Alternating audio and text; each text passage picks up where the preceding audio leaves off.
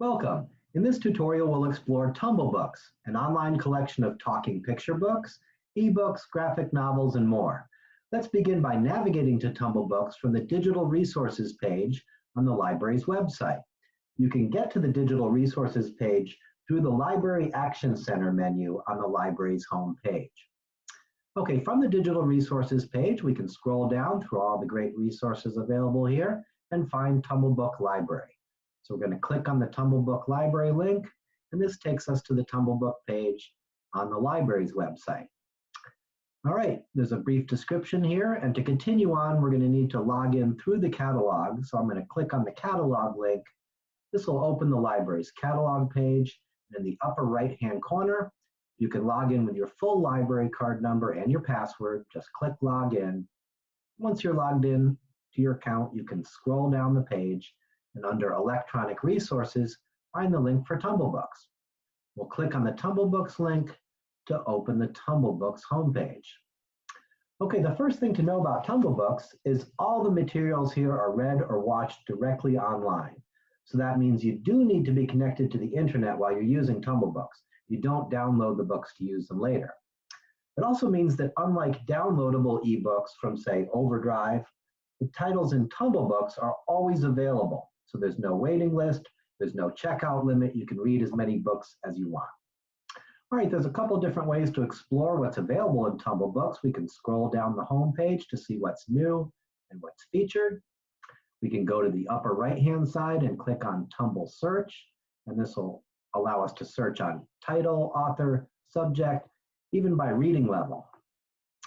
And a third way to explore TumbleBooks is through these brightly colored category tabs here at the top. We'll start with storybooks. These are the animated talking picture books, and there's a great selection of them here in TumbleBooks. Let's say, for example, you have a little one who has a loose tooth and is expecting a visit soon from the Tooth Fairy. Might want to read Abracadabra and the Tooth Witch. So we'll click on there, and you can see you have a number of options. If you want to read the book right now, you can just go ahead and click on Read Online or Play Video. You could also add this title to your favorites to read it later. Or you can create your own custom-made playlist and add this book to it with a number of books and even videos. You can read and watch those together later. Your favorites and your playlists will be found up in the blue menu bar. So even if you log out today and you return tomorrow or next week, they'll be there waiting for you as long as you log back in with the same library card number. Okay, now playlists are a really great feature. They're terrific for home learning, for example. You can select a number of books and educational videos on a specific topic, or you can help your child create their own do-it-yourself story time. That could be fun. And you can even have a separate playlist for each child as long as each one is logged in with their own library card. And then when you're ready to play your playlist, you just click on TumbleBook Player. All right, for more information on playlists, there's a brief tutorial you can find at the end of this video in the description beneath the video. There'll be a link for it. Okay, but for now, let's go back and take a look at what Abracadabra and the Tooth Witch will look like in TumbleBooks. So we're going to go ahead and click Play Video. And I'm going to skip ahead to where the story starts here. And I'll turn on the narration for a second just so you can hear what it sounds like. As they grow older, she would put them in her bag.